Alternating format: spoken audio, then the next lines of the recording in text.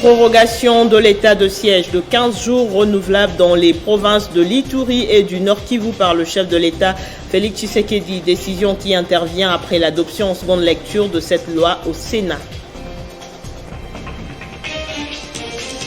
Dépolitisation de la centrale électorale. Pour la Synco, la nouvelle loi portant réforme de la CENI, telle qu'adoptée par les deux chambres du Parlement, ne permettra pas la tenue des élections crédibles et apaisées. Renforcement des mesures de lutte contre la propagation de la Covid-19 à Kinshasa. Dans son arrêté signé ce lundi 21 juin, le gouverneur de la ville, Jean-Tini Ngobila, a prévu des amendes allant de 10 000 à 2 millions de francs congolais pour tout contrevenant. 5 personnes ont perdu la vie dans un naufrage survenu ce lundi 21 juin sur le lac Tanganyika dans le secteur de Nganja au sud Kivu. Outre les 5 personnes décédées, 10 rescapés ont survenu à ce drame. Le journal sur Télé 50, bienvenue à tous. Le président de la République, Félix Tshisekedi, a promulgué la loi qui prolonge de 15 jours l'état de siège proclamé depuis le 6 mai dernier pour faire face à l'insécurité grandissante dans les provinces de l'Ituri et du Nord Kivu. L'ordonnance de cette loi, qui prend cours à partir de lundi 21 juin 2021, a été lue sur les antennes de la télévision nationale. Bien avant, le Sénat avait adopté en seconde lecture ce projet de loi qui a été présenté et défendu par le ministre du Développement rural, François Roubota. C'était au cours de la plénière présidée par Modeste Bahati, président de la Chambre du Parlement. Son vote en seconde lecture du projet de loi portant prorogation pour une durée de 15 jours de l'état de siège dans les provinces du Nord et de l'Ituri est intervenu après l'intervention du ministre d'État en charge du développement rural et membre de la commission des lois du gouvernement qu'il a présenté aux sénateurs.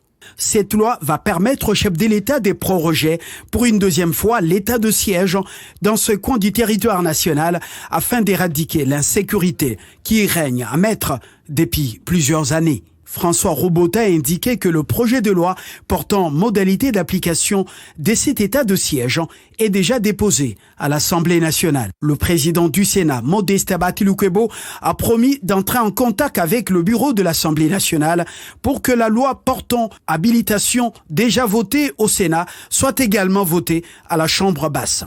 J'ai noté des interventions des honorables sénateurs ils nous ont rappelé avec pertinence les dispositions de la Constitution qui confèrent aux deux chambres le droit d'initiative, sauf lorsqu'il s'agit de la loi des finances et lorsqu'il s'agit de la motion de censure ou de défiance.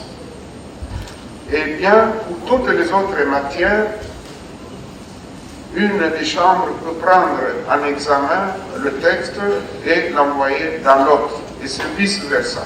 Donc il n'y a pas de raison pour que la loi d'habilitation soit bloquée à l'Assemblée nationale. Cette dernière permettra au président de la République de légiférer par ordonnance-loi chaque fois que besoin il y a, sans passer par le Parlement qui s'apprête d'ailleurs à clôturer la session ordinaire de mars. Il faut également noter que la plénière a examiné ces projets de loi portant ratification de l'aviation civile présentés par le ministre des Transports et Voies de Communication et des Enclavements, Chéribin Okende.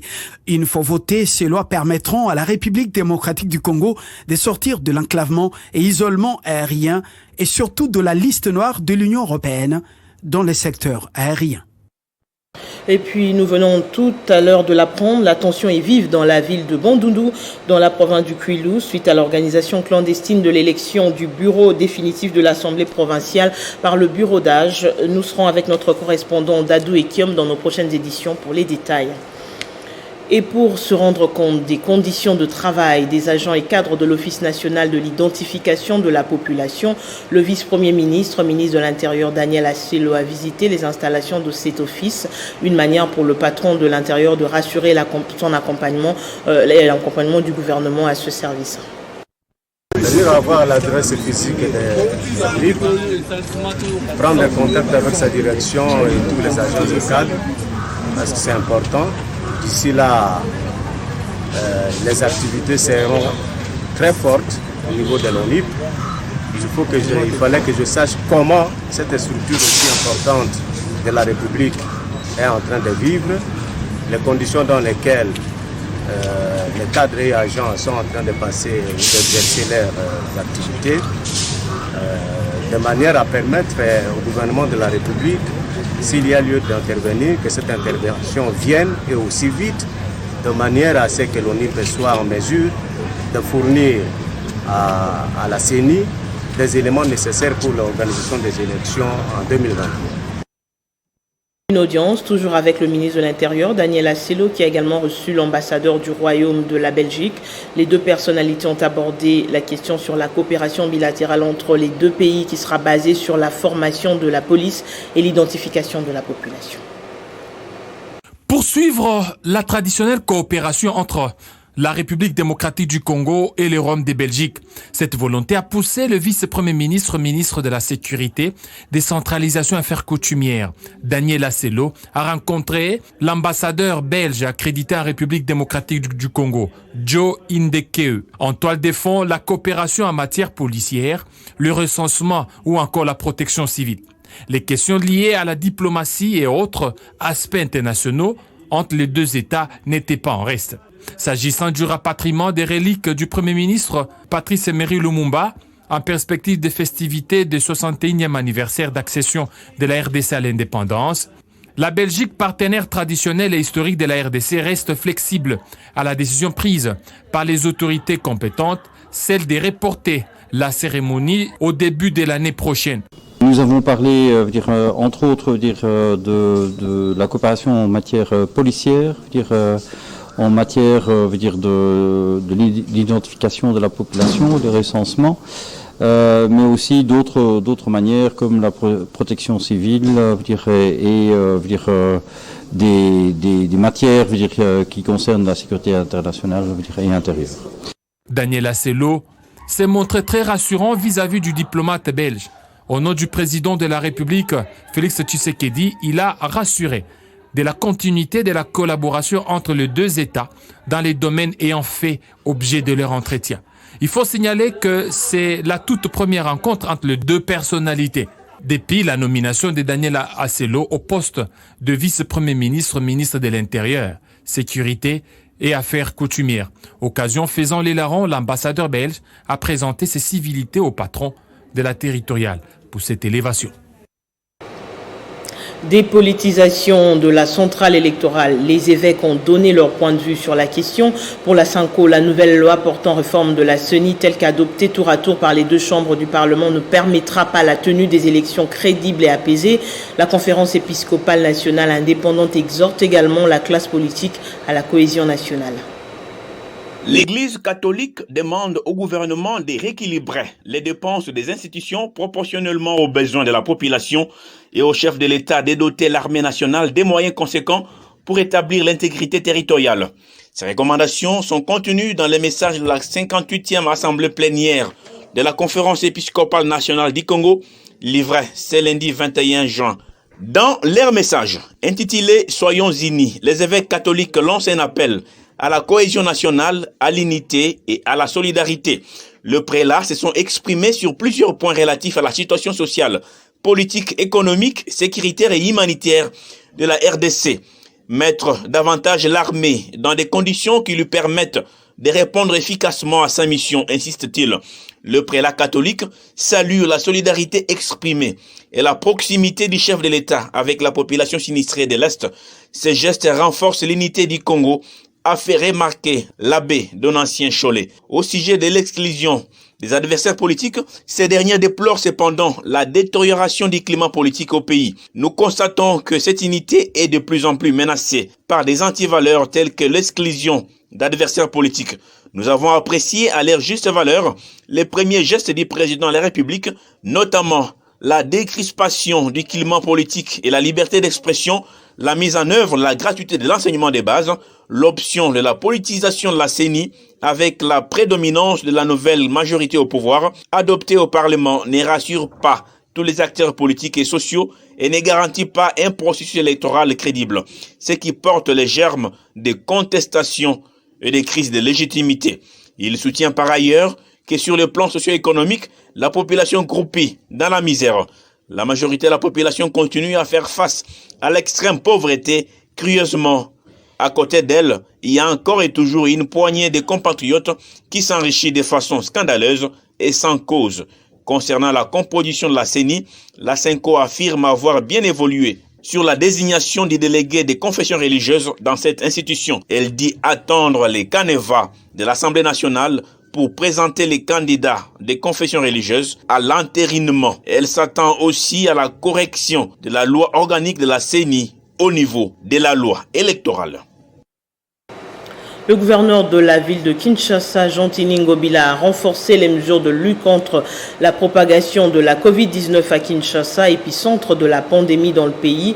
Dans son arrêté pris ce lundi 21 juin 2021, l'autorité urbaine a prévenu des amendes allant de 10 000 francs à 2 millions de francs congolais pour tout contrevenant. Dans son arrêté pris le lundi 21 juin 2021, le gouverneur de la ville de Kinshasa interdit, entre autres, la vente sur la voie publique, le rassemblement ou manifestation de plus de 20 personnes, aussi bien sur le lieu public que privé. L'organisation de deuil et veillées mortuaires dans les salles, funérariums ou en famille est aussi interdite. Et le nombre d'accompagnateurs de dépouilles mortelles vers le cimetière ne doit pas dépasser 50 personnes. Dans le transport public, seuls 50% de la capacité d'accueil seront tolérés. Quant aux mototaxis, ils ne sont autorisés qu'à transporter un seul passager. Les chefs de l'exécutif provincial de Kinshasa appellent les entreprises publiques et privées, l'administration publique à fonctionner avec 50% de leur capacité d'accueil et les restaurants de fonctionner jusqu'à 21h avec une capacité d'accueil ne dépassant pas 50%. Même restriction pour les églises qui doivent réduire le nombre de participants au culte et messes à 50% tout en respectant les mesures barrières. Pour tout accès dans la ville de Kinshasa ou toute sortie vers une autre province, le gouverneur Jean Tiningo Bila oblige aux voyageurs de détenir une attestation médicale confirmant le résultat PCR Covid-19 négatif établi par l'INRB ou par une autre formation médicale agréée. Par ailleurs, l'autorité urbaine détermine les amendes à coller à tout contrevenant aux mesures prises. Pour dépôt de port du masque, 10 000 francs, couvre-feu, 50 000 francs, taxi-moto avec plus d'un passager, 20 000 francs congolais d'amende. Pour le transport public dépassant 50% des capacités d'accueil et avec un passager debout, 100 000 francs. Restaurant dépassant 50% des capacités d'accueil, 100 000 francs à 1 million de francs congolais. Ouverture terrasse-bar, 10 000 francs pour le client et 100 000 francs à 1 million de francs congolais pour le propriétaire. Ouverture boîte de nuit, 10 000 francs pour le client et 200 000 francs à 2 millions de francs congolais pour les propriétaires. Vous le savez sûrement, il était condamné dans le cadre du procès 100 jours pour détournement des deniers publics. L'ancien responsable de l'import-export à la présidence, Jeannot Mouima, a été libéré hier lundi. 5 personnes, parmi eux 4 serviteurs de l'église néo-apostolique, ont perdu la vie dans un naufrage survenu ce lundi 21 juin sur le lac Tanganyika dans le secteur Nganja, en territoire de Fizi au sud Kivu. Outre les 5 personnes décédées, 10 rescapés ont survécu à ce drame. Et dans le Lualaba, la société civile est montée au créneau au cours d'un point de presse pour fustiger la mauvaise politique de l'artisanat minier et elle plaide auprès du gouvernement central de mettre en place les mécanismes qui feront profiter aux Congolais qui travaillent dans ces gisements. La plateforme nationale Comprendre et agir dans les secteurs miniers, industriels et artisanaux en sigle Kasmia Asbel et 30 autres ONG invitent le président de la République et le Premier ministre à s'investir pour l'opérationnalité de l'entreprise générale du cobalt, EGC, pour ainsi assurer l'émergence des exploitants miniers artisanaux. Les signataires du présent communiqué de presse appellent le chef de l'État et le Premier ministre à s'investir pour sauver le cobalt de la RDC et assurer l'émergence des exploitants miniers artisanaux. Au milieu de l'année 2019, la province du Lualaba a connu un événement sans précédent qui est l'éboulement dans la mine de Cove, ayant englouti des centaines de jeunes gens introduits clandestinement ou avec l'autorisation des gardes industriels à la recherche du minerai de cobalt. Les organisateurs de ce point de presse n'ont pas seulement déploré les déviations constatées, mais ils ont aussi élaboré quelques propositions aux décideurs. Au gouvernement congolais de poser des actes concrets prouvant son attachement aux objectifs de l'entreprise générale du cobalt en facilitant et accompagnant ses efforts de se déployer sur les sites miniers artisanaux. À la GECAMINE d'appuyer l'entreprise générale du cobalt par l'octroi des espaces à ériger en zone d'exploitation artisanale. À l'entreprise générale du cobalt de poursuivre un dialogue franc et sincère avec les différents exploitants miniers artisanaux réunis au sein des coopératives minières. Notons qu'il importe d'améliorer les secteurs de l'artisanat minier car des milliers de vies et de familles en dépendent. Dans le Maniema, la commune rurale de Kasongo reste dans un état de délabrement très avancé. Plusieurs avenues endommagées et l'autorité locale qui envisage le cantonnage manuel fait face à d'énormes défis. Au téléphone, nous avons joint pour vous Moussa Kabala, journaliste. Bonjour, quelle est la situation de la voirie actuellement à la cité de Kasongo en ce jour? Le problème des érosions dans la commune rurale de Kasongo bat record pendant 7 ans. C'est depuis 5 ans aujourd'hui que la population de cette entité, les autorités territoriales et même l'autorité communale déplorent l'état dégradant que présente la voirie de la commune de Kasongo pendant 7 ans. Laissez-moi vous dire que il y a les parties les plus touchées par des érosions. Je peux citer les boulevards Tongoni, les boulevards Lamba Lamba. Il y a des avenues comme Lamba, il y a l'avenue Kindu, Foyer, Mamba. Ce sont des avenues les plus touchées. Ici, nous remarquons visiblement qu'il y a des nids de poules sur la chaussée. Il y a des petits canaux d'évacuation d'eau de pluie qui sont presque partout. Et cet état ne permet plus aux usagers de passer facilement. Il n'y a pas plus tard qu'hier que 2 motos se sont cognées à cause de l'état dégradant de la voirie et les victimes jusqu'en ce moment sont dans un état critique à l'hôpital général de référence de Kasongo. Est-ce que vous avez déjà mené une démarche auprès des autorités provinciales? Jusqu'en ce moment, il y a plusieurs rapports qui sont déjà adressés à l'autorité provinciale. Jusque-là, il n'y a pas aucune réaction valable ou favorable sur la réhabilitation de la commune.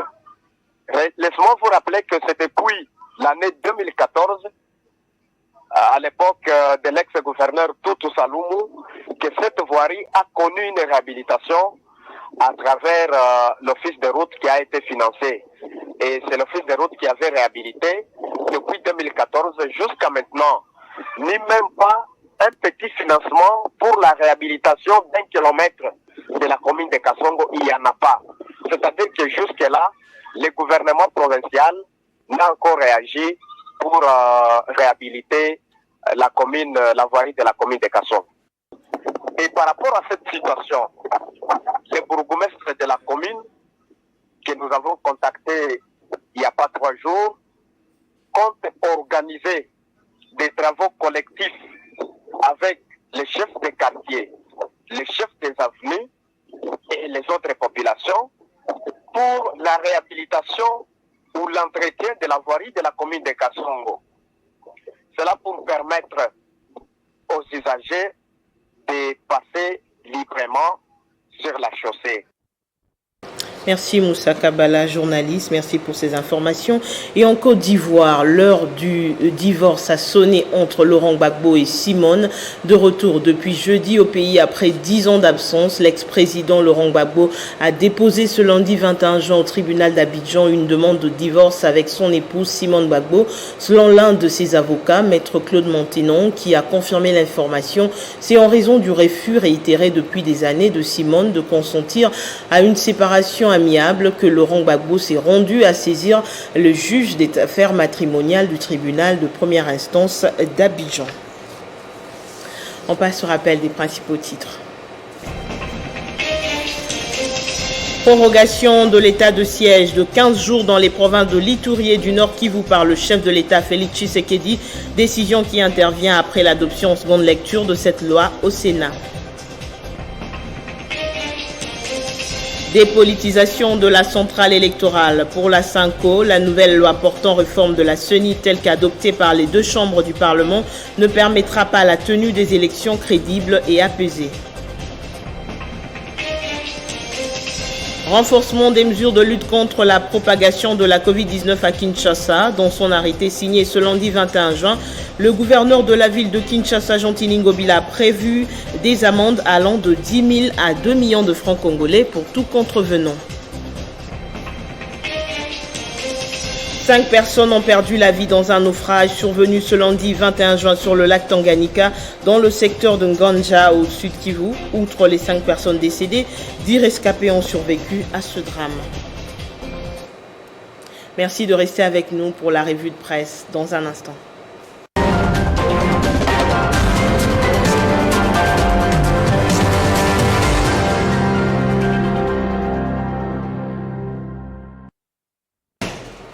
État de droit en République démocratique du Congo, les mandataires des entreprises publiques, les Ivoiriens qui attendent le divorce de Laurent Gbagbo. Voilà autant de sujets qui seront développés avec Jenny Kaembe sur ce plateau. Le tour d'horizon de la presse de ce mardi. Bonjour et bienvenue Jenny. Bonjour Amina Bayombo, bonjour à tous. À la une, état de droit en RDC, halte à la manipulation de la justice, sujet à la une des journaux et site paru ce matin dans la capitale. Effectivement, Amina, c'est un message fort lancé par les évêques de l'Église catholique à l'issue de leur 58e assemblée plénière tenue hier. Les prélats catholiques ont passé en revue la situation politique actuelle du pays. Ensemble, nous pouvons lire l'article de Forum des As qui note « La Sanco fustige une justice sous la botte des politiques ». Pour les clergés catholiques, le pouvoir judiciaire ne doit pas être utilisé au profit d'un camp politique afin de nuire à notre camp.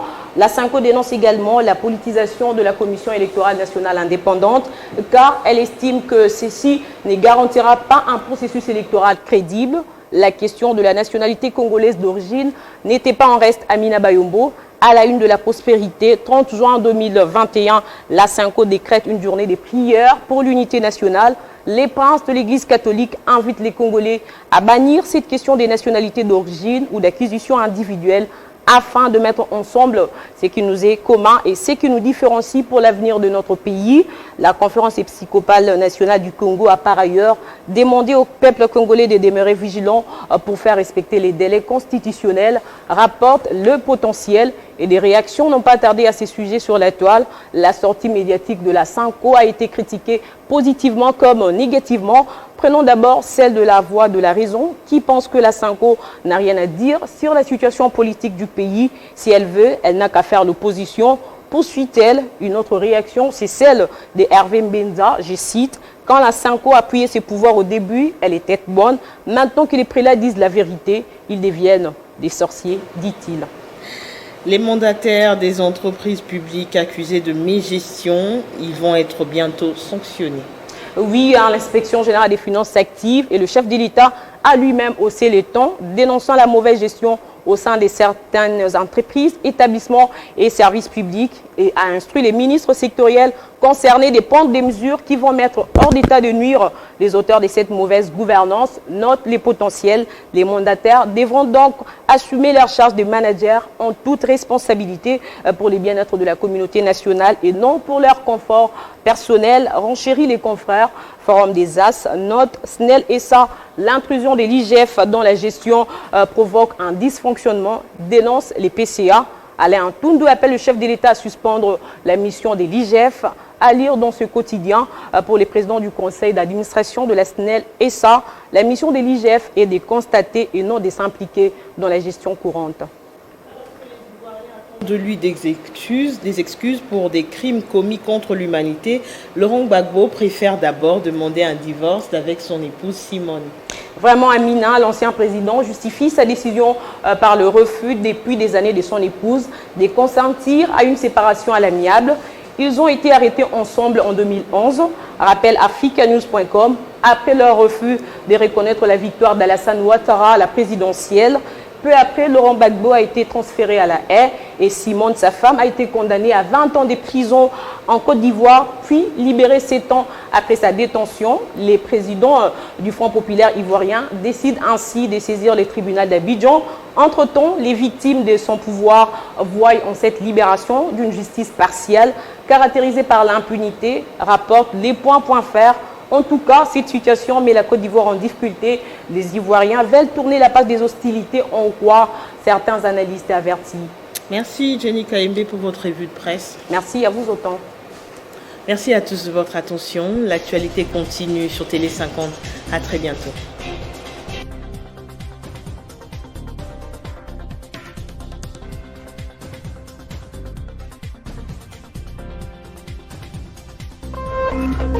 Téléchargez les infos Télé 50 sur www.télé50.cd.